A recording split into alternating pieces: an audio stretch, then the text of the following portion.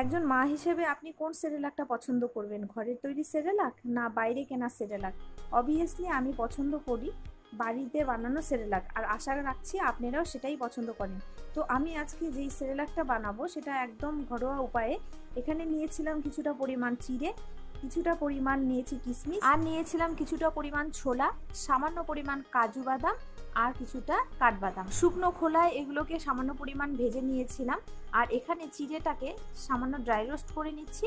আর এটা যখন একটু মুচমুচ হালকাভাবে হয়ে আসবে তারপরে এটাকে নামিয়ে নেব। আর এটা হচ্ছে লো ফ্লেমে রেখে এটাকে কিন্তু ভেজে নিতে হবে। আর এটাকে একদম ঠান্ডা করতে দিয়েছি।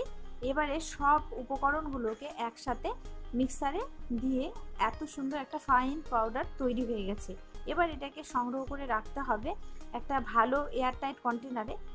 তো দেখুন এটাকে আমি সার্ভ করছি কিভাবে। এটাকে উষ্ণ গরম জলে ভিজিয়ে আর একটা কলা দিয়ে এটাকে সার্ভ করবে।